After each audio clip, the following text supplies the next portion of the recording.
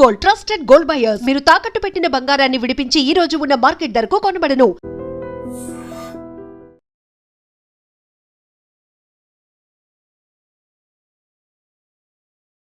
ఇవాళ తెలంగాణలో హాట్ టాపిక్గా మారిన 10 మంది ఎమ్మెల్యేల అనర్హత కేసు కొత్త పుంతలు దొక్కుతుంది.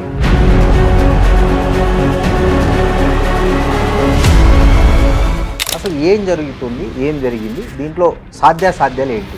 నాకుండే దాంట్లో ఇద్దరి ఆర్గ్యుమెంట్స్ నాకు ఒక ఫైండింగ్ ఇచ్చి డిస్క్వాలిఫై పిటిషన్ను డిస్పోజ్ చేస్తాడు, చేసి వాళ్ళని డిస్క్వాలిఫై చేయడు. 8 మందిని చేయడు. ఇక మిగిలింది ఒక బీఆర్ఎస్ శాసనసభ్యుడు ఉండి నువ్వు పార్టీలో జరగకపోతే నీ పార్టీ క్యాండిడేట్ అక్కడ కాంటెస్ట్ చేస్తుండు, అది యాంటీ పార్టీ కిందనే వస్తుంది కదా. కనుక వీళ్ళిద్దరిని ఏదైతుందో రాజీనామా 99.9 అనుకూలంగా రాకపోతే సుప్రీంకోర్టు పోయింది, మళ్ళీ హైకోర్టు పోమంటారు, హైకోర్టులో స్టార్ట్ అవుతుంది. హైకోర్టులో ఆర్గ్యుమెంట్స్లో ఏదైతే 2 ఏళ్లలో వచ్చేది ఉంటేనేమో ఉప ఎన్నిక అవుతుంది. మోర్ దాన్ 2 years అవుతుంది. 1 year టర్మ్ లేకపోతే ఎలక్షన్ జరగదు. ఏది ఏమైనా వీళ్ళు డిస్క్వాలిఫై అనేది ఖాయం. ఉప ఎన్నిక అనేది ఏదైతుందో ఇది మార్చ్ ఆర్ ఏప్రిల్. సర్పంచ్ ఎన్నికలకు మీరు పార్టీ సింబల్ ఏముండదు కదా, సో ఎట్లా వీళ్ళు రిజర్వేషన్ అప్లై చేస్తారు? దాన్ని ఇప్పుడు ఏ పేరు మీద వాళ్ళు? సర్పంచ్లో సింబల్ ఉండదు, అవును, వార్డు మెంబర్కు ఉండదు. దానికి మేము 42% రిజర్వేషన్ ఇస్తామని ఇస్తావా? నువ్వు రిజర్వేషన్ ఇస్తావని కాదు, నీ పార్టీ పరంగా అది పార్టీ చెప్పాలా. అవును, మంత్రివర్గంలో చర్చించే అదొక సిల్లీ థింగ్. ఇవాళ సింబల్ లేనప్పుడు నువ్వు ఎవరిని కంట్రోల్ చేస్తావు? ఈ రోజు ఎమ్మెల్యే అయిపోతే ఎమ్మెల్యే పోతున్నాడు, మంత్రి అయిపోతే బయటకు పోతున్నాడు, నీ పార్టీలో చేర్చుకున్నావు. రేపు నువ్వు సర్పంచ్ అవకాశాన్ని. నమస్తే, వెల్కమ్ టు ఐ డ్రీమ్. నేను మీ రొద్దం శ్రీనివాస్. ఇవాళ తెలంగాణలో హాట్ టాపిక్గా మారిన 10 మంది ఎమ్మెల్యేల అనర్హత కేసు కొత్త పుంతలు దొక్కుతోంది. ఏదైతే 2023 ఎన్నికల్లో బీఆర్ఎస్ పార్టీ నుంచి గెలిచి కాంగ్రెస్ పార్టీతో జతగట్టారనే ఒక ఆరోపణలపైన బీఆర్ఎస్ పార్టీ ఆ 10 మంది ఎమ్మెల్యేలపై యాంటీ డిఫెక్షన్ లా అప్లై చేయమని ఇవి సుప్రీంకోర్టు వరకు వెళ్ళింది. సుప్రీంకోర్టు కూడా ఈ విషయంలో చాలా సీరియస్ అయింది. స్పీకర్ తొందరగా నిర్ణయం తీసుకోవాలనే ఒక ఒత్తిడి అయితే ఉంది. ఈ పరిస్థితుల్లో కొంతమంది కొన్ని రకాల మీడియా ఛానల్స్లో కావచ్చు, ఎక్కడైనా బయట కావచ్చు, ఈ వీళ్ళ మీద యాంటీ డిఫెక్షన్ లా ప్రకారం అనర్హత వేయబడుతుందని, కొంతమంది రాజీనామా చేయకపోతే ఏమవుతుందని, ఇలాంటి రకరకాల న్యాయపరమైనటువంటి సందిగ్ధాలతో పాటు వ్యూహాత్మకమైన ఎవరికి తోచింది వాళ్ళు మాట్లాడుకుంటున్నారు. ఈ పరిస్థితుల్లో మనతో ఈ విషయంపై స్పష్టంగా చట్టపరంగా ఏమున్నాయి, ఎలా ఉంది అనే విషయాన్ని స్పష్టంగా మన ఐ డ్రీమ్ ప్రేక్షకులకు వివరించడానికి మాజీ ఎమ్మెల్యే, ఆర్టీసీ మాజీ చైర్మన్, ప్రముఖ రాజకీయ విశ్లేషకులు గోనె ప్రకాష్ గారు మనతో ఉన్నారు. నమస్తే సార్. నమస్కారం సార్. ఈ తెలంగాణలో ఇప్పుడు 10 మంది ఎమ్మెల్యేల మీద చాలా హాట్ టాపిక్ నడుస్తుంది. ఈ 10 మంది ఎవరైతే బీఆర్ఎస్ పార్టీ నుంచి గెలిచి ఆ తర్వాత కాంగ్రెస్కు దగ్గరయ్యారో వాళ్ళ విషయము సుప్రీంకోర్టు వరకు బీఆర్ఎస్ పార్టీ దాన్ని తీసుకెళ్ళింది. సుప్రీంకోర్టు కూడా స్పీకర్కు చాలా సీరియస్ వార్నింగ్ ఇచ్చింది, ఎప్పుడు తొందరగా నిర్ణయం తీసుకోవాలని. ఈ పరిస్థితుల్లో బయట రకరకాల వాదనలు వినిపిస్తున్నాయి. వాళ్ళ మీద అనర్హత వేయబడుతుందని, లేకపోతే వాళ్ళు డిస్క్వాలిఫై అయిపోతారని, లేకపోతే వాళ్ళని స్పీకర్ 6 ఏళ్ళు ఇంకా ఎన్నిక కాకుండా చట్టపరంగా చర్యలు తీసుకుంటారని, ఇట్లా రకరకాలుగా ఎవరికి తోచింది వాళ్ళు చెప్తున్నారు. ఇక కన్ఫ్యూజన్ క్రియేట్ అయింది చూసే ప్రేక్షకుల్లో కావచ్చు, పాఠకుల్లో కావచ్చు. సో మీకు ఆ విషయంలో బాగా స్పష్టత ఉంది, మీకు బాగా అవగాహన ఉంది కాబట్టి అసలు ఏం జరుగుతుంది, ఏం జరిగింది, దీంట్లో సాధ్యాసాధ్యాలు ఏంటి? గతంలో చట్టాలు యాంటీ డిఫెక్షన్ పెట్టినప్పుడు ఎలా జరిగింది, మళ్ళొకసారి ఫస్ట్ ఏమో 1/3, తర్వాత 2/3, ఏదున్నా లొసుగులు ఉన్నాయి. స్పీకర్కు లోకసభ స్పీకర్ కానీ, అసెంబ్లీ స్పీకర్ కానీ, చైర్మన్ ఆఫ్ రాజ్యసభ కానీ, ఇక్కడ అసెంబ్లీ ఇక్కడ చైర్మన్ కానీ, ఏది కౌన్సిల్ చైర్మన్, వాళ్ళు ఒక జ్యుడిషరీ, వాళ్ళ మీద ఇంకోటి ఆ చట్టంలో ఒక క్లారిటీ ఏముందంటే ఈ టైం లోపల తీసుకోవాలని, నిర్ణయం తీసుకోవాలనేది ఎక్కడ మెన్షన్ చేయాలి. ఈ మధ్య కాలంలో మణిపూర్ది 94 or 95 అనుకోండి, మన లేటెస్ట్ ఒక బెంగాల్ది అయితే ఆల్మోస్ట్ అలాగే ఒక 6 నెలలకు ఎలక్షన్ వస్తా అనుకోండి, బట్ డిస్క్వాలిఫై కోర్టే చేసింది.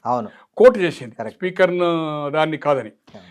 కానీ ఏంటంటే స్పీకర్ డిస్పోజ్ చేసిన తర్వాత ఇప్పుడు వీళ్ళు 10 మంది క్రాస్ అయ్యారు. అవును, కండువా అనేది ఏదైతుందో ఈ పదము స్పృశించింది ఏదైతుందో కేసీఆర్. అసలు కండువా అనేది ఎక్కడ ఏ రాష్ట్రంలో ఉండదు, ఎక్కడ ఉండదు. కాంగ్రెస్ కండువనా, ఇది టీఆర్ఎస్ కండువనా, ఇది రిజిస్టరు, దీన్ని ఎవరు వాడరాదు, ఇది ఎలక్షన్ కమిషన్ రిజిస్టర్లా ఉంటుందా? లేదు. ఓన్లీ పార్టీ బీఫామ్ ఉంటుంది. పార్టీ బీఫామ్ మీద గెలిచినాక ఆ పార్టీ సభ్యుడిగా హౌస్లో కూర్చోవాలి. యాంటీ డిఫెక్షన్ అయినప్పుడు ఏతుందో విప్ను ధిక్కరించినప్పుడు డిస్క్వాలిఫై అవుతాడు. అవుట్ ఆఫ్ ద హౌస్ కూడా పార్టీ కార్యక్రమాలను పార్టీ విమర్శించినప్పుడు కూడా టేక్ ద యాక్షన్ చేయొచ్చు. అది స్పీకర్కి ఇస్తే స్పీకర్ డిసిషన్ తీసుకోవచ్చు. కానీ పాలకపక్షం ఎప్పుడైతే చేరుతారో పాలకపక్షం ఉన్న వాళ్ళకి ఏదైతుందో వెసులుబాటు ఉంది. Speaker controlled by CM. ఇంతకుముందు ఇండిపెండెంట్ స్పీకర్లకు లేరు. గతంలో స్పీకర్లు ఎన్నికైన వాళ్ళు ఇమీడియట్ పార్టీ సభ్యత్వానికి రాజీనామా చేసేవాళ్ళు. చేసి స్పీకర్గా ఉండేవాళ్ళు. వాళ్ళు 5 ఏళ్ళు ఇంపార్షియల్గా చేసినప్పుడు ఆ స్పీకర్ మళ్ళీ పోటీ చేసినప్పుడు ఏ పార్టీ వాళ్ళు పోటీ పెట్టకుండా ఇనానిమస్ చేసిన సంఘటనలు కొన్ని ఉన్నాయి. అవన్నీ వివరాల కోసం లేరుకోండి. సంజీవరెడ్డి గారు 67లో స్పీకర్ అయ్యాడు, రిజైన్ చేశాడు కాంగ్రెస్ సభ్యత్వానికి. మళ్ళీ 77లో జనతా పార్టీ నుంచి ఎన్నికై నీలం సంజీవరెడ్డి గారు ఎన్నికై స్పీకర్ అయ్యాడు, లోక్సభ స్పీకర్. రాజీనామా చేశాడు జనతా పార్టీ సభ్యత్వానికి. తర్వాత ప్రెసిడెంట్ క్యాండిడేట్ అయింది అనుకోండి. అప్పుడేమో ప్రెసిడెంట్ క్యాండిడేట్ ఓడిపోయిండు. ఇందిరాగాంధీ ఓడిచ్చింది 69లో. పార్టీ అభ్యర్థిగా ప్రధానమంత్రిగా అంతరాత్మ ప్రబోధ ఓటిమని అఫీషియల్ క్యాండిడేట్ సంజీవ్ రెడ్డి గారిని నామినేషన్ కూడా ఆమె ఒక సెట్లో ఆమె సంతకం పెట్టింది.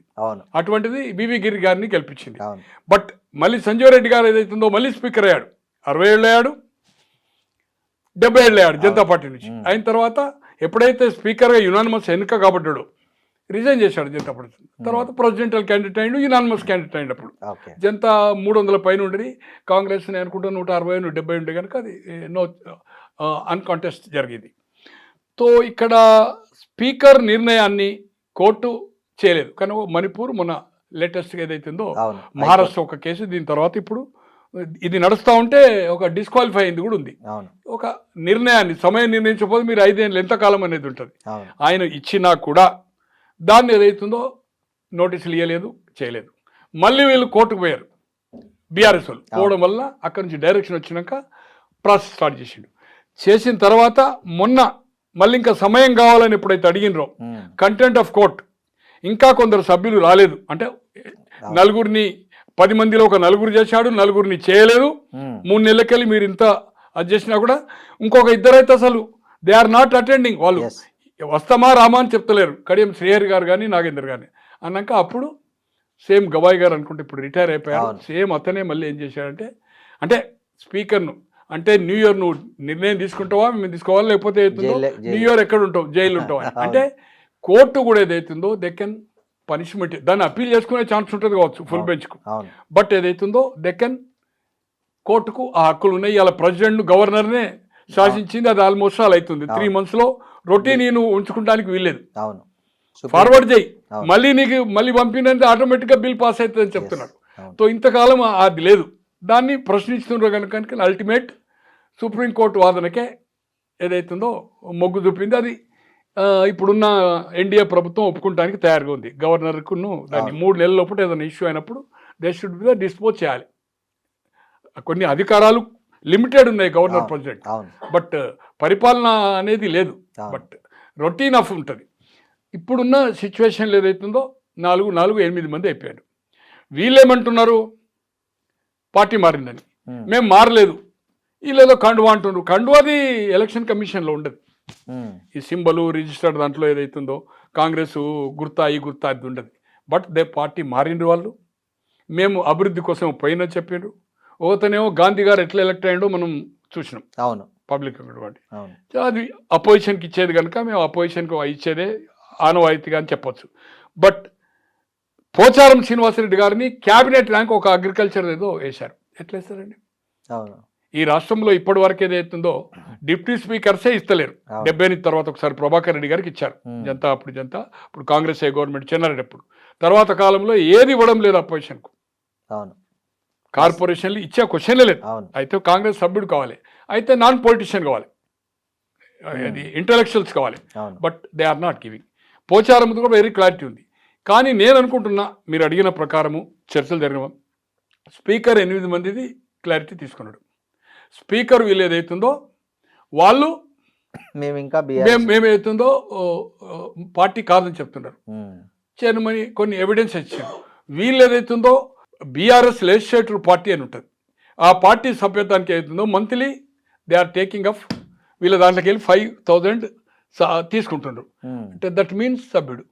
నాకుండే దాంట్లో ఇద్దరి ఆర్గ్యుమెంట్స్ నాకు ఒక ఫైండింగ్ ఇచ్చి డిస్క్వాలిఫై పిటిషన్ను డిస్పోజ్ చేసి వాళ్ళని డిస్క్వాలిఫై చేయడు. 8 మందిని చేయడు. ఇక మిగిలింది ఇద్దరు, దానము కడియం. దానం అయితే బీఫామ్ మీదనే కాంటెస్ట్ చేసిండు. స్పీకర్ ముందుకు పోలేడు, పోయినా ఏది చెప్పినా కూడా అదే. శ్రీహరి గారు తన కూతురు పోటీ చేసింది. అవును. ఆ పోటీ సభల్లో దాదాపు 20 రోజుల 25 రోజుల నెంబర్ ఆఫ్ మీటింగ్స్ అటెండ్ అయ్యింది. కాంగ్రెస్ కోటేయమన్నాడు.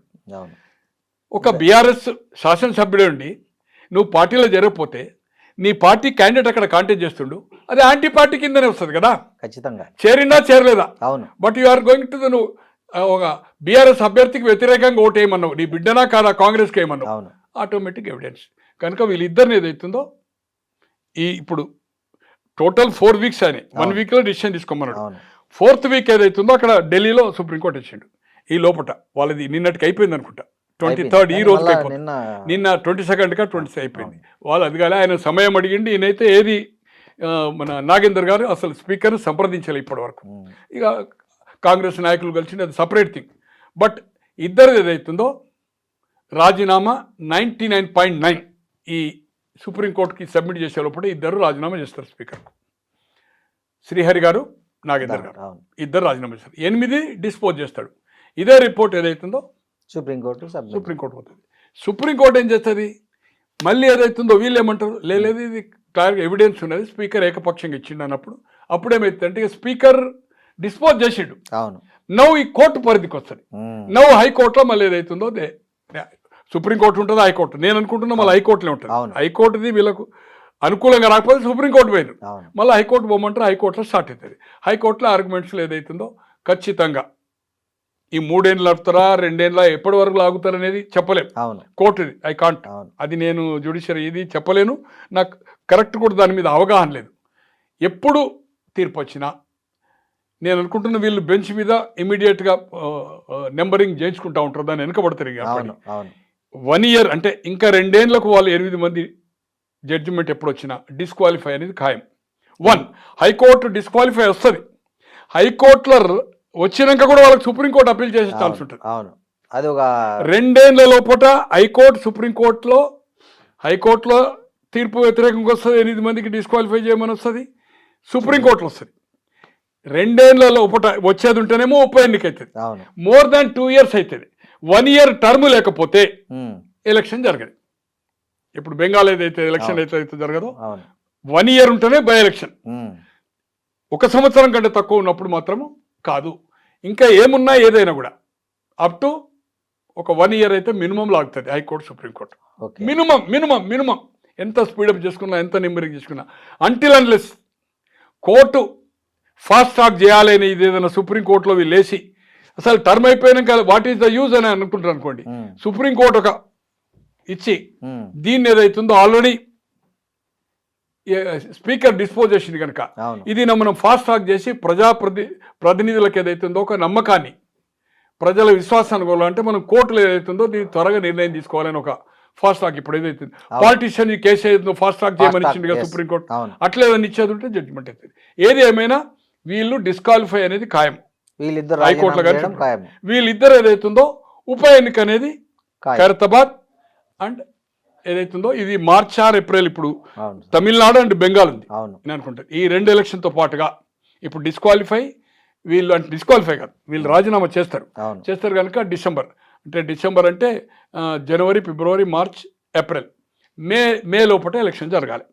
మే కనుక ఇది మార్చ్ ఏప్రిల్ వస్తుంది కనుక మార్చ్ ఏప్రిల్లో బెంగాల్తో పాటుగా అండ్ మన తమిళనాడుతో పాటుగా ఎన్నిక, ఈ 2 ఉప ఎన్నికలు జరగడం అనేది ఖాయం.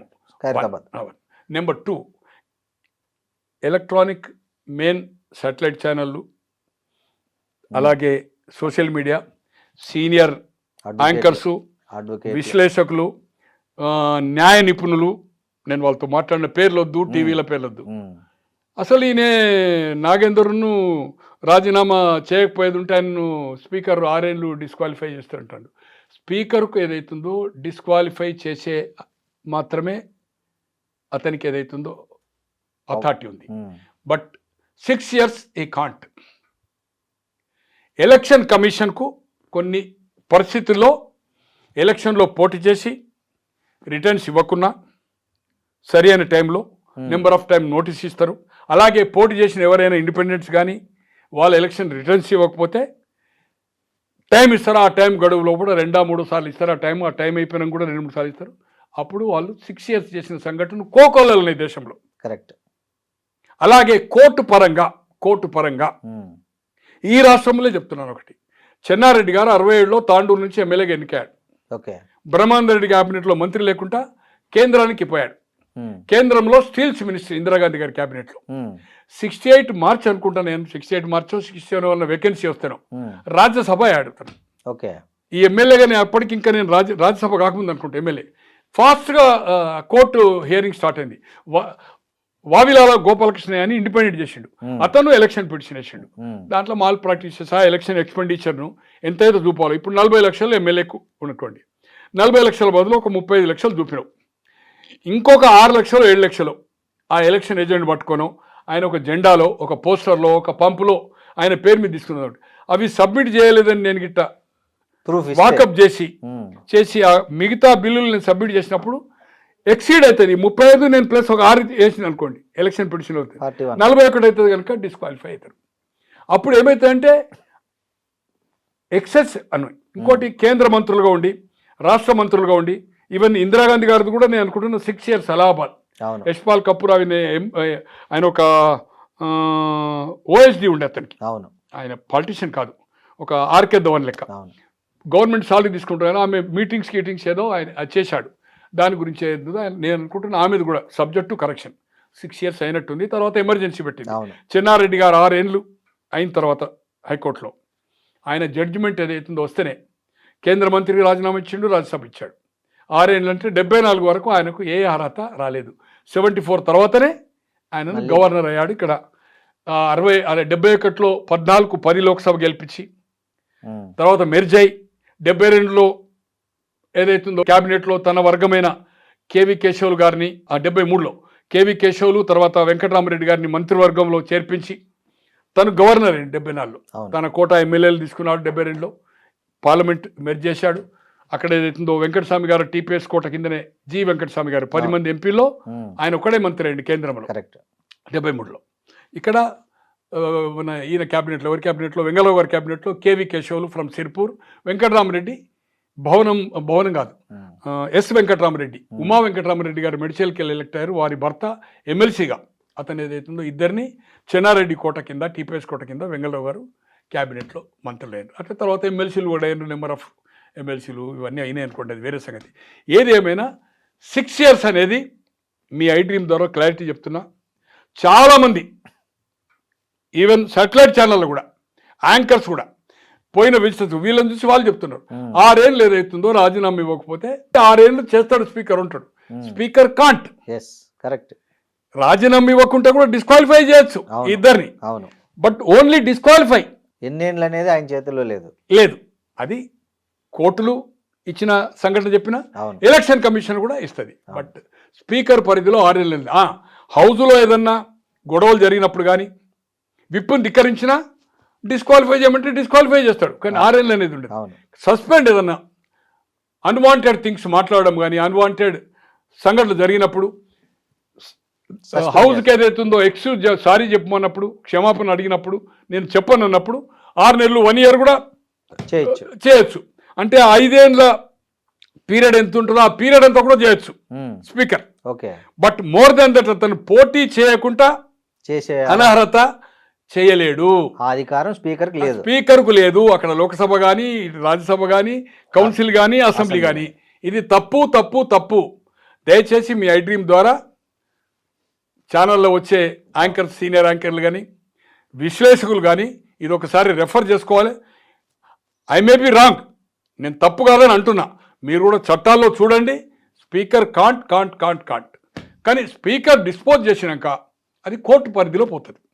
ఇక ఇప్పుడు ఇది అయిన తర్వాత మళ్ళీగా స్పీకర్ పరిధి ఉండదు. ఇక ఈ 8 మందిది కూడా కోర్టు ద్వారానే వాళ్ళకు అవుతుంది. తీర్పు. అయితే హైకోర్టు అవుతుంది, సుప్రీంకోర్టు. హైకోర్టులో కూడా వాళ్ళు డిస్క్వాలిఫై అవుతారు, సుప్రీంకోర్టులో కూడా డిస్క్వాలిఫై లేటెస్ట్ అవుతారు. ఎగ్జాంపుల్. దాంట్లో ఏ మాత్రం అనుమానము లేదు.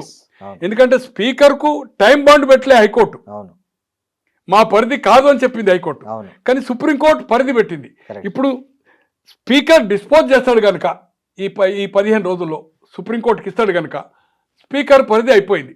ఇక స్పీకర్ ఇది తప్పించిండా నిర్ణయం, ఒప్పించిండా అనేది స్పీకర్కు పనిష్మెంట్ లేదు. అవును. పనిష్మెంట్ లేదు. ఇప్పుడు సార్ ఒక డిస్ట్రిక్ట్ కోర్టులో ఒకరికి మర్డర్ అయిన కూడా శిక్ష పడదు, హైకోర్టులో పడదు, సుప్రీంకోర్టులో పడుతుంది.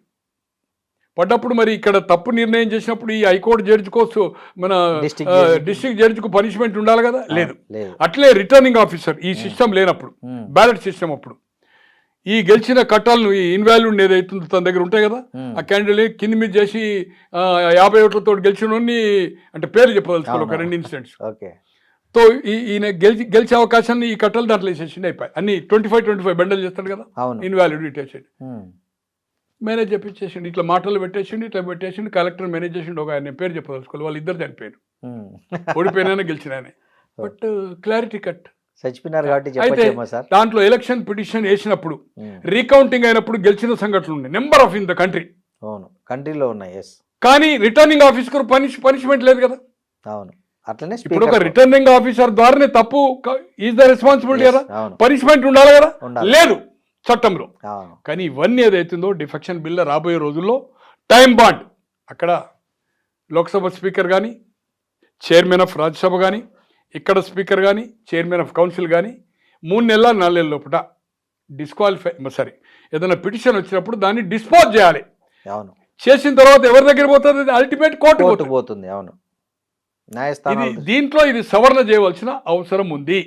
ఇది మాత్రం clarity.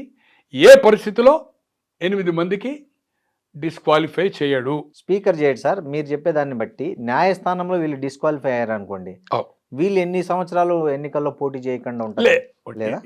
Only disqualify, only disqualify 6 years. Okay, ఆ ఛాన్స్ లేదు. అంటే ఇది యాంటీ డిఫెక్షన్ వచ్చిన బిల్లు తర్వాత డిస్క్వాలిఫై చేస్తుండ్రు కానీ పోటీ 6 ఏళ్ళు అనేది ఇప్పటి వరకు తీర్పు రాలే, అది లేదు. 99% ఓన్లీ ఆన్ అంటే ఎవరికైనా మారే హక్కు ఉంది కదా, మొదలు 1/3 ఉండి ఇప్పుడు 2/3 అయింది, అంతే తప్పితే అదేదైతుందో నేరం కాదు కదా, నేరం కాదు కదా. తో లేదు అట్లా అనుకుంటే సార్ అప్పుడు కాంగ్రెస్ నుంచి బీఆర్ఎస్ లెక్క కూడా వెళ్ళారు. ఇది వాళ్ళు లీగల్ ఫైట్ చేయలే కాంగ్రెస్. అవును, సార్ ఒకటేమో 14 నుంచి 18 వరకు తెలుగుదేశము మొదటిసారి ఒకటే శ్రీనివాస్ యాదవ్ చేసి మంత్రి ఇచ్చిండు. విడతల వారు ఎవరైతే ఆయన డిస్క్వాలిఫై చేయమని పిటిషన్ ఇచ్చిన leader of the party Dayakar Rao, deputy leader Revanth Reddy గారు అనుకుని 13 మంది పిటిషన్ ఇచ్చారు స్పీకర్ దగ్గర, హైకోర్టుకు పోయినారు, గవర్నర్ దగ్గర పోయినారు. కానీ వాళ్ళే కొందరు 12 మంది విడతల వారు చేరి ఒకటేసారి సంతకం పెట్టి మెర్జ్ అన్నారు. బిఎస్పీ 2 మెర్జ్ అన్నారు. అట్లే 3 1 by చేరి దాన్ని ఇది మన వైఎస్ఆర్పి. కానీ లోకసభ 9 మందిలో ఒక్కడే చేరిండు, ఎవరు ఇక్కడ మన పొంగులేటి. దాని మీద వీళ్ళు పిటిషన్ ఇవ్వలే, పార్లమెంట్లో డిస్క్వాలిఫై చేయమని. ఇక్కడ తెలుగుదేశం వాళ్ళు 12-13 గెలిచిండు. అక్కడ ఏది ఆంధ్రలో చంద్రబాబు, ఇక్కడ తెలంగాణలో ఒక మల్లారెడ్డి గెలిచిండు కదా, మల్లారెడ్డి కూడా మారిండు, ఆయన డిస్క్వాలిఫై చేయమనిలే. But legal fight. అలాగే 14 నుంచి 18లో 21 మంది ఎమ్మెల్యేలు ఉండి జానారెడ్డి గారు ఫ్లోర్ లీడర్, 7 మంది క్రాస్ అయినరు. 14 మంది ఉన్నారు కనుక 12 మంది ఉన్నా కూడా అపోజిషన్ లీడర్ స్టేటస్ ఉంటుంది. 7 మంది జరిగిన దాంట్లో పువ్వాడ జై, భాస్కర్ రావు, రెడ్డా నాయక్, తర్వాత మన చెవెల్ల యాదయ్య, మొత్తం 7 చేరారండి. అప్పుడు 7 ఎమ్మెల్యే చేరినా కూడా వాళ్ళ మీద డిసిషన్ తీసుకోలే.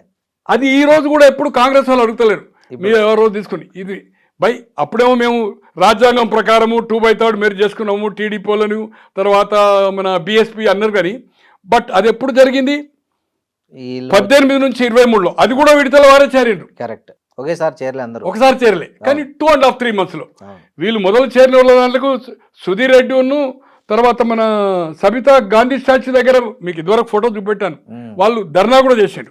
తర్వాత వాళ్ళే మళ్ళీ చేసినప్పుడు మళ్ళీ 2/3 అన్నారు కనుక ఈయన అపోజిషన్ ఏది అప్పుడు 19లో 12-13 మంది పోయినాక ఈయన అపోజిషన్ లీడర్ పోయింది. ఎవరిది 1239 ఇంకా మన బట్టి గారిది. అది 1/1. బట్ అప్పుడు లీగల్ ఫైట్ కాంగ్రెస్ పార్టీ చేయలేదు. వీళ్ళు ప్రాపర్గా లీగల్ ఫైట్ చేస్తున్నారు, అవును ప్రాపర్ పర్సీవ్ చేస్తున్నారు. సో అప్పుడు చేయలే కనుక అది ఎవరు జరగదు, అవును మహా అన్యాయం జరిగింది. ఇక రాజశేఖర రెడ్డి గారి పీరియడ్లో డిస్కషన్ జరుగుతుంది. రాజశేఖర రెడ్డి గారి పీరియడ్లో 10 మంది డిఫర్ అయ్యారు, 26 మంది ఎమ్మెల్యేలు టీఆర్ఎస్ నుంచి. అవును కానీ వాళ్ళు ఎప్పుడు కానీ వీళ్ళు చెప్పిన భాషలో కండువానా లేదు, లేదు, మేము చేరినామని స్టేట్మెంట్ లేదు, అవును ఫోటోలు లేదు, అవును డిఫర్ అయినరు, పక్క కూర్చున్నారు. అంతే. కూర్చున్న తర్వాత 2007లో కౌన్సిల్ రివైవ్ అయింది, 95లో రద్దు అయిపోయింది, 85లో కౌన్సిల్ ఎన్టీ రామారావు గారు రెండోసారి ఎన్నికైన తర్వాత ముఖ్యమంత్రి అయిన తర్వాత రద్దు చేసిండు. అవును మూడోసారి ముఖ్యమంత్రి 83, 84 ఆగస్టు, సెప్టెంబరు, మళ్ళీ 85 మూడోసారి ప్రమాణ స్వీకారం చేసిండు. నాలుగోసారి 94లో అవును డిసెంబర్లో. అయితే అప్పుడు ఏం చేసిండంటే కౌన్సిల్ రద్దు చేసిండు. కౌన్సిల్లో స్ట్రెంత్ లేనప్పుడు ఈ పార్టీ మార్పుడు అతను చేసుకోవాలని లేకుండే, అవును వాళ్ళని చేసుకుండేది. కానీ అప్పుడు ఏమైంది, మళ్ళీ రాజశేఖర రెడ్డి గారు చెన్నారెడ్డి గారు పెట్టినది జరగాల 89లో. 2004లో ఏమైందంటే రాజశేఖర రెడ్డి గారు సీరియస్ పెట్టడంలో రివైవ్ అయింది. ఒక ఇండిపెండెంట్ జ్ఞానేష్ ముదిరాజుకు 10 మంది సంతకాలు పెట్టారు.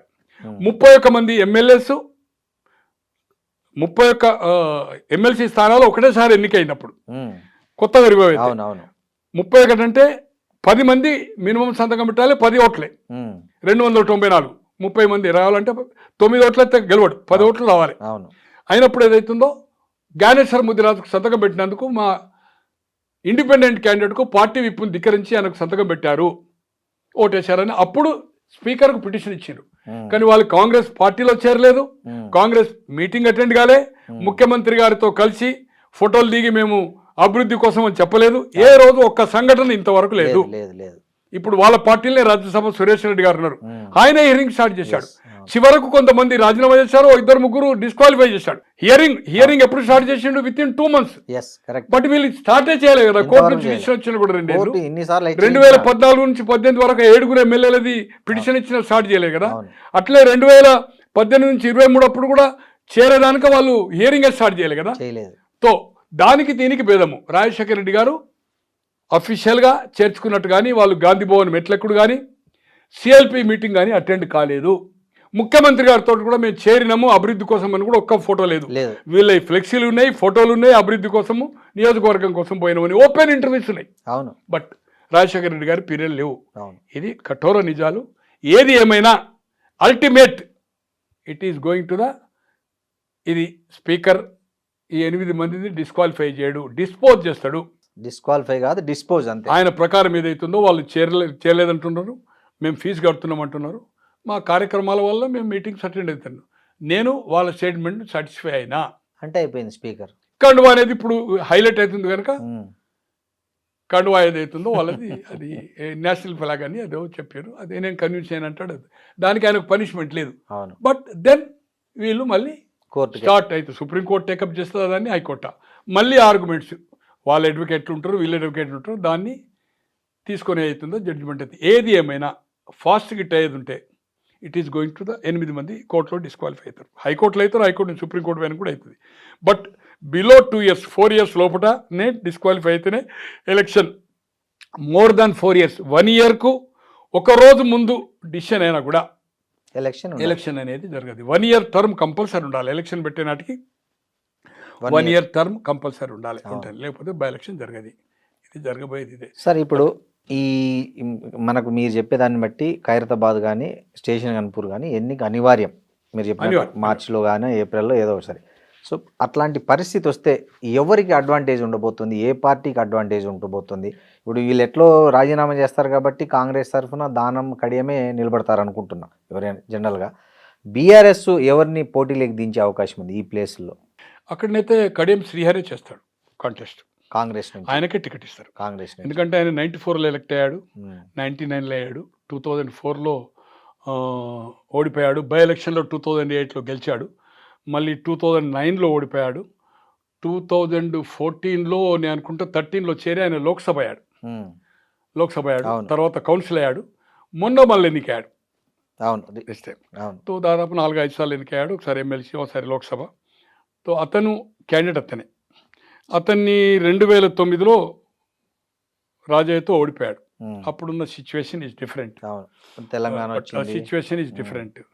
తో ఉన్న పరిస్థితిలో శ్రీహరి ఏదైతుందో నా వ్యక్తిగత అభిప్రాయం, ఇప్పుడు ఈజ్ ఎ గ్రౌండ్ నాకు కూడా చాలా అంటే నా బంధువులు ఉన్నారు, పొలిటికల్గా తిరిగే వాళ్ళు ఉన్నారు, నా ఫ్రెండ్స్ ఉన్నారు అక్కడ. కాంగ్రెస్ పార్టీలో ఉన్నారు, టీడీపీలో ఉంటారు అనుకోండి. ఇప్పుడు టీడీపీ లేదు అక్కడ, బీఆర్ఎస్లో ఉన్నారు. ఉన్న సిచ్యువేషన్లో ఖచ్చితంగా నాకుండే అభిప్రాయం clear edge for Kadiyam Srihari BRS. దాంట్లో ఏమాత్రం అనుమానం.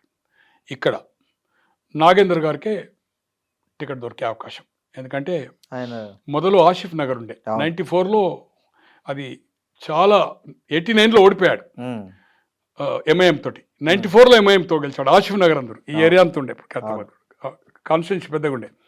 తర్వాత 99లో గెలిచాడు.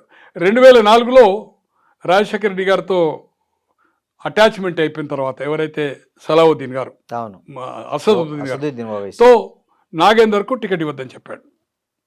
ఎందుకంటే ఈయనైతే మళ్ళీ గెలుస్తాడు, మా క్యాండిడేట్ గెలవడని, ఎవరైనా మేము గెలుస్తామని. తో ఆయన ఏమన్నాడంటే ఎంపీ చేయమంటే ఈయన ఎంపీ ఒప్పుకోలే. చివరకు తెలుగుదేశం పోయి తెలుగుదేశంలో అప్పుడు ఎంఐఎం ఓడించి గెలిచాడు. పార్టీ రాగానే మళ్ళీ ఏదైతుందో ఇటు క్రాస్ అయ్యాడు. రాజీనామా వేస్తే నీకు టికెట్ ఇస్తా అంటే రాజీనామా టికెట్ ఇచ్చాడు. కానీ అప్పుడు మళ్ళీ ఎంఐఎం గెలిచింది.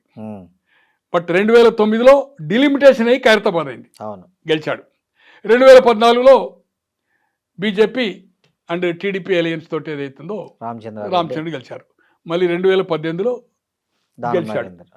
మొన్న ఏదైతుందో మళ్ళీ మొన్న గెలిచాడు. నాగేందర్ ఐజిడీస్గా క్యాండిడేట్ ఈస్ గుడ్. ఇక బీఆర్ఎస్ క్యాండిడేట్ లేడు. మొన్నే గోవర్ధన్ రెడ్డి అని వాళ్ళ భార్య కూడా 2 సార్లు కార్పొరేటర్, ఆయన కూడా ఒకసారి పోటీ చేసి ఓడిపోయాడు. నేను అనుకుంటున్నా 2009-14, నాకు ఐడియా లేదు. 9 ఓడిపోయాడు, ఒకసారి ఓడిపోయాడు. ఎమ్మెల్యే కాలనీలో ఉంటాడు. వాళ్ళ వైఫ్ కూడా 2 సార్లు కార్పొరేటర్ ఇప్పుడు. తో విజయారెడ్డి కొన్ని కథనాలు వస్తున్నాయి, విజయారెడ్డిని తీసుకొని విజయారెడ్డి విశ్వనాథన్. ఇక్కడ గోవర్ధన్ రెడ్డి కంటే బెటర్ క్యాండిడేట్ నాకుండే, బెటర్గా విష్ణువర్ధన్ రెడ్డి ఏదైతుందో కరెక్ట్ అక్కడ చేయలే కనుక విష్ణువర్ధన్ రెడ్డి గోవర్ధన్ రెడ్డి గారి కంటే, నా వ్యక్తిగత అభిప్రాయం, నాకు మంచి మిత్రుడు గోవర్ధన్ రెడ్డి గారు కూడా. విష్ణుభాయ్ సాబ్ కూడా నాకు అదే వాళ్ళ తల్లితో సంబంధం. 3-4 సార్లు అది చేసినాం అనుకోండి. బట్ ఆయన యూత్ కాంగ్రెస్ ఉన్నప్పుడు కూడా ఢిల్లీలో కానీ ఇక్కడ కలిసి వాళ్ళ డాడీ నా గురించి చెప్తుండే అని చెప్పేవాడు. ఎమ్మెల్యే అయినాక చాలా తక్కువ సార్లు కలిశాను. బట్ ఆయనే బీఆర్ఎస్కు ఫైట్ ఇచ్చే క్యాండిడేట్. ఏది ఏమైనా పోల్ మేనేజ్మెంట్ కానీ, ఉన్న వనరులు కానీ, పవరు ఆల్రెడీ అక్కడ నెంబర్ ఆఫ్ శాంక్షన్ చేశారు. డెవలప్మెంట్ యాక్టివిటీ గన్పూర్లో నడుస్తున్నది. ఇక్కడ కూడా మీరు చూడండి, ఇప్పుడు పోలీస్ స్టేషన్ నుంచి ఇటు వస్తుంటాం కదా రోడ్ 75కు, దాదాపు 10 ఏళ్ళకి అది రిపేర్ లేకుండా బ్రహ్మాండంగా రోడ్ అవుతుంది. మళ్ళీ అదే రోడ్ అట్లా బిఎన్ రెడ్డి కాలనీకి అటు పోతుంది కదా మన పార్క్ దిక్కు. పోతా ఉంటే ఇప్పుడు అదే భాగ్యనగర్ స్టూడియో బాదం రామస్వామి ఉంది కదా, ఆ లంబడి మన తండ అక్కడ కాలనీ ఉంది కదా, అది కూడా బ్రహ్మాండంగా దిక్కు సిమెంట్ అయింది, బ్రహ్మాండంగా రోడ్ అయింది. నేను ఇప్పుడు మీ దగ్గరకు వస్తూ ఉంటే చూసిన, నేను అనుకుంటున్నా కొన్ని ఏదైతుందో సైలెంట్గా ఎట్లా బై ఎలక్షన్ ఉంటుందని కొన్ని వర్క్ నడుస్తుంది. బయటికి ఏది రాకుంటే ఏదైతుందో డెవలప్మెంట్ ఎక్కడెక్కడ ఉన్నాయో దీనికి సంబంధించిన రోడ్లు, డ్రైన్స్ ఏదైతుందో వర్క్ నడుస్తున్నది. ఇంకా టైం ఉంది, మార్చి ఏప్రిల్ కనుక.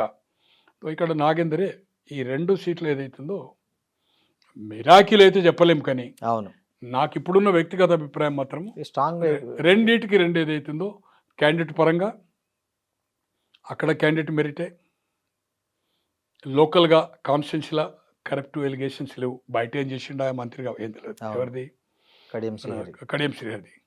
నాగేందర్ గారు కూడా పబ్లిక్ దగ్గర ఏదైతుందో మాసు మన గణేషులకు, ఇఫ్తార్లకు, అన్ని రంజాన్లకు ఏదైనా కానీ పీపుల్ కానీ ఈ మధ్యలో ఆరోగ్యం ఉంటుండు. కానీ ఏది ఏమైనా ఫైటర్ ఏదైతుందో, ఓటు బ్యాంక్ ఉంది, క్యాడర్ ఉంది, డ్రైవ్ చేయగలుగుతాడు ఏదైతుందో అతనికి ఏదైతుందో ఛాన్సెస్.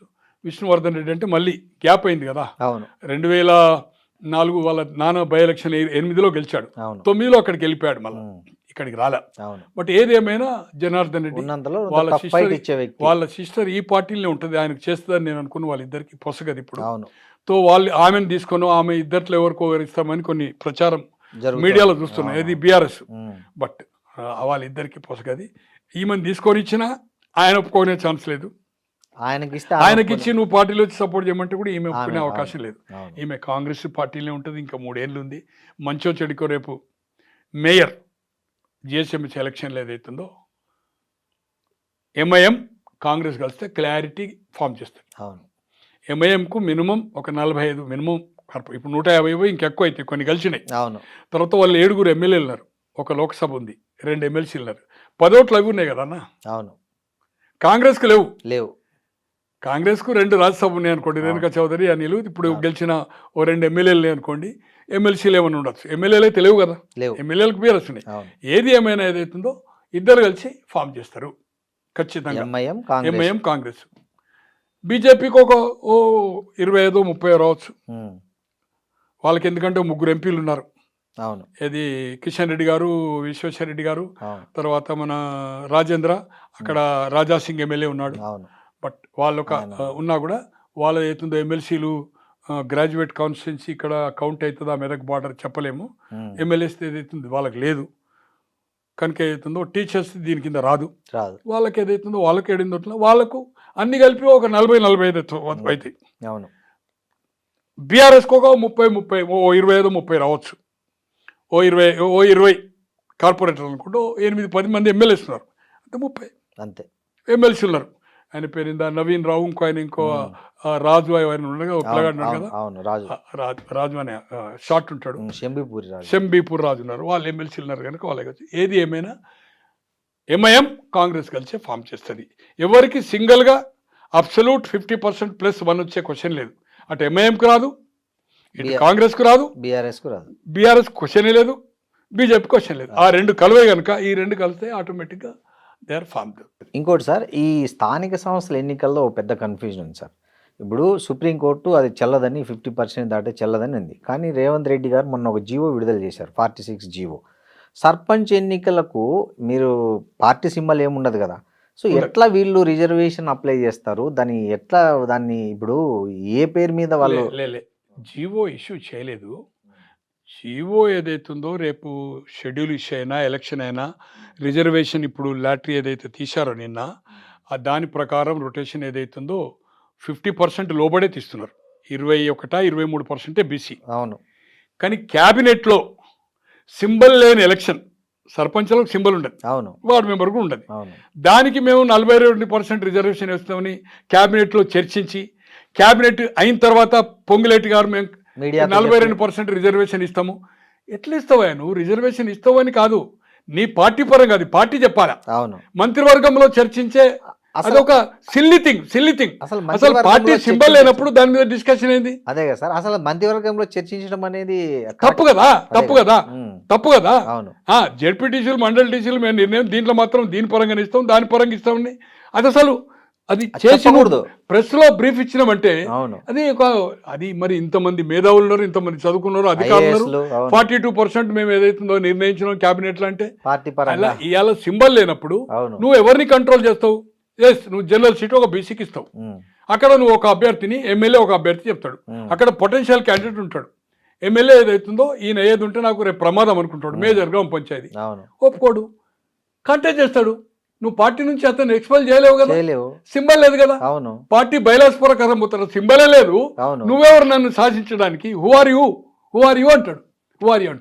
కనుక ఏదైతుందో ఇది అందరు నవ్వుకుంటా ఉన్నారు, నవ్వుల పాలయ్యేది. ఇది కాంగ్రెస్ పరంగా ఏదైతుందో మేము బీసీలకు చిత్తశుద్ధి ఉన్నదని, సింబల్ లేకున్నా కూడా మేము జనరల్ సీట్ ఇచ్చినామని చెప్పుకుంటారు. అక్కడ ఎమ్మెల్యే మంత్రి కన్విన్స్ చేస్తాడు. కానీ అక్కడ కాంటెస్ట్ అనేది ఎక్కడో ఒక 100 సీట్లో ఒక 10 సీట్లు మాత్రమే కాంగ్రెస్ నుంచి ఒక క్యాండిడేట్ ఉంటాడు. అవును, మిగతా 90 సీట్లు లేదు. వాడు ఈ రోజు ఎమ్మెల్యే అయిపోతే ఎమ్మెల్యే పోతుండు, మంత్రి అయిపోతే బయటకు పోతున్నాడు. ఇమ్మీడియట్ ఈ పార్టీలో చేరి ఆ పార్టీలో చేరిండ్రు. ఇప్పుడు నీ పార్టీలో చేర్చుకున్నావు, రేపు నువ్వు సర్పంచ్ అవకాశాన్ని మళ్ళీ 5 ఏళ్ల దానికి ఎందుకు వదులుకుంటాడు? పొటెన్షియల్ ఫెలోను నువ్వు చెప్పిన ఎమ్మెల్యే చెంచాను, మంత్రి చెంచాను, ఇక్కడ నుంచి గాంధీ భవన్ నుంచి ఎవరు కవర్ రాసిస్తే ఎందుకు ఒప్పుకుంటాడు? ఒప్పుకోడు. పార్టీ సింబల్ అయినప్పుడు అప్పుడు వాడు ఆటోమేటిక్గా నువ్వు కాంటెస్ట్ చేస్తామని పార్టీ నుంచి ఎక్స్పెల్ చేస్తావు.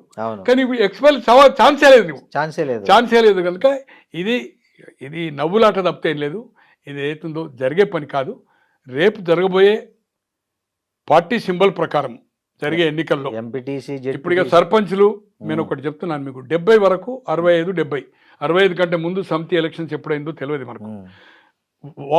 సర్పంచ్ కానీ, వార్డు మెంబర్ కానీ, సమితి ప్రెసిడెంట్ కానీ, జడ్పీ చైర్మన్ కానీ బీసీలకు రిజర్వేషన్ లేకుండే, ఒక ఎస్సీ ఎస్టీకే ఉండే.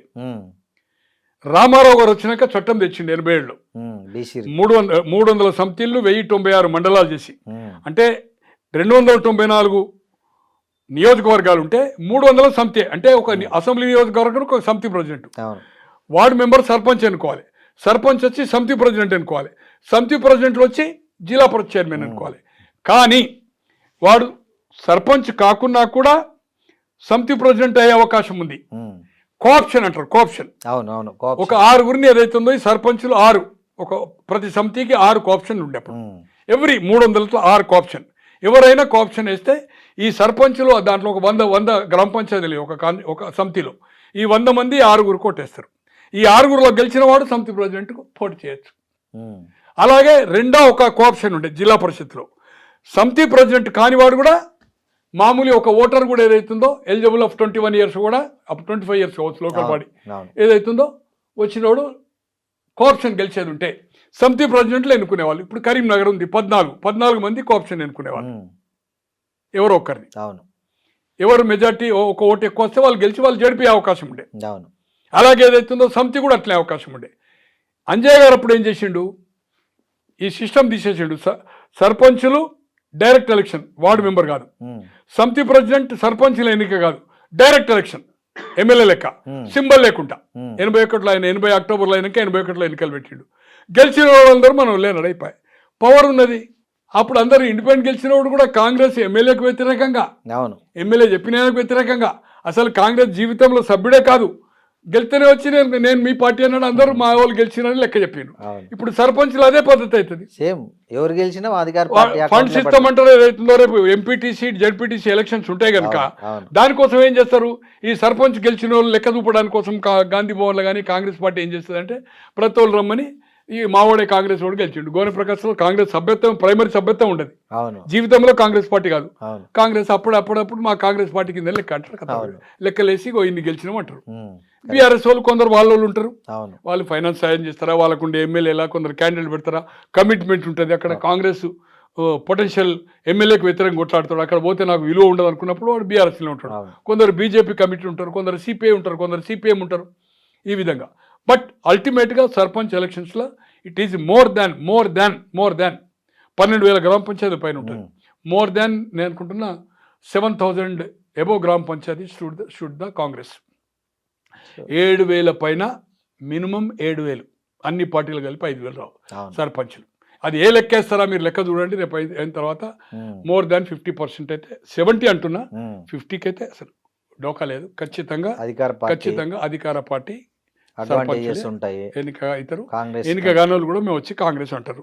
దాన్ని డినే చేయలేవు కదా, పార్టీ సింబల్ కానప్పుడు వేరే వాళ్ళు కూడా క్లెయిమ్ చేయలేరు కదా. యూ కాంట్ క్లెయిమ్ కదా. గెలిచినోడు వచ్చి నేను కాంగ్రెస్ అంటాడు, అంత కాంగ్రెస్ పార్టీ అంటాడు. కనుక sarpanch elections there is good advantage. But party మాత్రము బీసీలకు ఇస్తా అంటే దాంట్లో కొంత ఇబ్బందులు అవుతుంది, అన్యాయం జరుగుతుంది కొంతమందికి.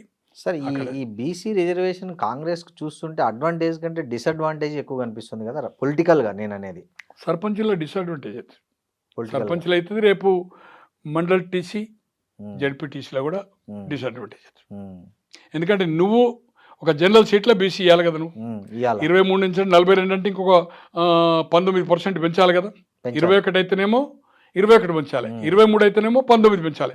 పెంచాలనుకున్నప్పుడు అక్కడ ఏదైతుందో అదర్ పార్టీ బీజేపీ కానీ బీఆర్ఎస్ కానీ ఏదైతుందో వాళ్ళు అప్పర్ కమ్యూనిటీకి ఇస్తారు, పొటెన్షియల్ ఉంటాడు. ఇతను తట్టుకోలేడు కదా, తట్టుకోలేడు కదా. గ్రామ స్థాయిలో ఈ ₹1,00,00,000 ఇచ్చేదైతే చాలా కష్టం. నెట్వర్క్ ఇంత బై ఎలక్షన్స్ ఏదైతే కాన్సన్ట్రేషన్ చేస్తారో. ఏది ఏమైనా సార్, ఇదివరకు మనం అనుకున్నట్టు నీవు చెప్పిన విద్య నీరజాక్ష. ఇప్పుడు 2014 నుంచి 18 వరకు 2 బై ఎలక్షన్స్ వచ్చినాయి. ఒకటి వెంకటరెడ్డి గారిది, అక్కడ తుమ్ల గారు గెలిచారు, వారి భార్య ఓడిపోయారు. వెంకటరెడ్డి గారు ఎక్కడ మన ఖమ్మంది, మన సుజాత్ నగర్ అయింది కదా, దాని పేరేంది, పాడేరు. ఇక్కడ మన దీని పేరేంది, మెదక్లో ఏదైతుందో నారాయణఖేడ్. 2 అవి 2 బై ఎలక్షన్స్ బీఆర్ఎస్ గెలిచింది. తర్వాత 2018 నుంచి 23 5 బై ఎలక్షన్స్ అయినాయి. ఒకటి దొమ్మాట్ బీజేపీ గెలిచింది, కాంగ్రెస్ డిపాజిట్ అవుట్. హుజరాబాద్ గెలిచింది, డిపాజిట్ కాదు, 3,000 ఓట్లు వచ్చినాయి, బీజేపీ గెలిచింది. ఇంకా 3 బై ఎన్నికలు. మళ్ళా ఏదైతుందో ఇది మన జానారెడ్డి గారిది బీఆర్ఎస్ గెలిచింది. ఉత్తమ్ కుమార్ రెడ్డి గారు రాజీనామా ఇచ్చి వారి వైఫ్ని పెట్టినప్పుడు అది గెలిచింది. ఉమ్. తర్వాత మునుగోడు రాజగోపాల్ రెడ్డి గారు గెలిచింది కూడా కాంగ్రెస్, మన బీఆర్ఎస్ గెలిచింది. అవును. 3 ఈడ కాంగ్రెస్ డిపాజిట్ అవుట్. ఏది ఉమ్. దుబ్బాకను అండ్ హుజురాబాద్ అండ్ మన మన మునుగోడులో 2 కూడా కొద్దిగా 40 హుజూర్ నగరు 35-40 వేలతో పోయింది. సైదిరెడ్డి గెలిచి అవును. అక్కడ కూడా బాగానే 20 వేల పైన తోటి జానారెడ్డి గారు పోయింది. ఉద్దండు అవును. నోముల నరసింహయ్య కొడుకు. అవును. కనుక భరత్ బై ఎలక్షన్స్ మీరు ఎలా మేనేజ్ చేసిండ్రో కాంగ్రెస్ కూడా సేమ్ వేలో ఆ 2 ప్లస్ ఈ 3 దుబాక క్యాంపెయిన్ రాలేదు. నేను అనుకుంటున్నా హుజురాబాద్ 2 కాన్స్టిట్యున్సీలో ఆయన క్యాంపెయిన్ చేయలేదు. ఎవరు? కేసీఆర్. అవును. ఈ 3 చేశాడు. ఉమ్. నాగర్ సాగర్ చేశాడు, ఉమ్. పాడేరు చేశాడు, హుజూర్ నగర్ చేశాడు. ఈ 2 చేయలేదు. ఇట్లా ఇప్పుడు ఈ బై ఎలక్షన్ కూడా చేయలేదు. కంటోన్మెంట్ ఉంది, ఇది కూడా ఈ 2 చేయలేదు కేసీఆర్. అంటే ఇప్పుడు అపోజిషన్, అప్పుడు ముఖ్యమంత్రి ఉండి ఆ 3 చేశాడు, 2 చేయలేదు, ఇప్పుడు చేయలేదు. ఏది ఏమైనా ఇక్కడ క్యాండిడేట్స్ ప్రకారము, గ్రౌండ్ ప్రకారము, వాతావరణము, నా వ్యక్తిగత అభిప్రాయం మాత్రం, నేనేమి పెద్ద అది కాదు, ఇంకా పలు సర్వేలు కానీ పలు వాళ్ళతో మాట్లాడి కాదు, నా వ్యక్తిగత అభిప్రాయం, నాకుండే అనుభవం ప్రకారం అయితే 2 కడియం శ్రీహరి అండ్ గెలవడం అనేది ఖాయము. ఇంకా మనం నామినేషన్స్ ఉన్నాయి, ఇంకా 5-6 నెలలు ఏమన్నా మార్పచ్చు. ఉల్లిగడ్డలతోటి ఢిల్లీలో బీజేపీ ప్రభుత్వం పోయి వరుసగా 15 సంవత్సరాలు కాంగ్రెస్ గెలిచి 15 సంవత్సరాలు షీలా దీక్షితే ముఖ్యమంత్రి. ఓన్లీ ఉల్లిగడ్డలు, నసుబందీ. ఓన్లీ ఈ రోజు ఎమర్జెన్సీలో ఏమన్నా డ్యామేజ్ జరిగిందంటే ఎంటైర్ మైనార్టీస్ మీద నస్బందీ అంటే ఫ్యామిలీ ప్లానింగ్ తోటే రూట్ అవుట్ అయిపోయింది 77లో కాంగ్రెస్. కనుక ఏ ఒక్క చిన్న కారణం కూడా జరగవచ్చు. ఇప్పుడున్న సిచ్యువేషన్ ఈ రోజు పరిస్థితి జరగబోయేది ఈ 2 మీరు అడిగిన ప్రకారం ఈ 2 గెలుస్తుంది. Thank you sir, thank you. చాలా క్లారిటీ ఇచ్చారు. ఏదైతే చాలా మందిలో కన్ఫ్యూజన్ ఉందో ఈ అనర్హతకు సంబంధించి, డిస్క్వాలిఫికేషన్ సంబంధించి 6 ఏళ్ళ 3 ఏళ్ళ ఏందనేది, సో దాని మీద ఫుల్ క్లారిటీ వచ్చింది. ఇవాళ మీరు మా iDream ద్వారా అందరికీ ఒక స్పష్టమైన క్లారిటీ ఇచ్చారు. Thank you very much. And for more videos, please subscribe to iDream. Please subscribe to iDream. Please subscribe iDream. And please subscribe to iDream. For more videos, subscribe to iDream. please like, share and subscribe to the channel. Congratulations, iDream. Subscribe to iDream. Subscribe to iDream. So subscribe to iDream Media. iDream ki iDream team andarki huge congratulations. Please subscribe iDream Media. Please subscribe to iDream. Subscribe iDream. Please subscribe to iDream.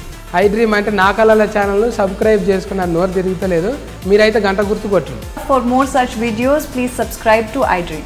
Subscribe to iDream. Please subscribe to iDream. Please subscribe iDream Media. Please do subscribe to iDream. Please subscribe to iDream Media. For best entertainment and information, please subscribe iDream. And don't forget to subscribe to iDream.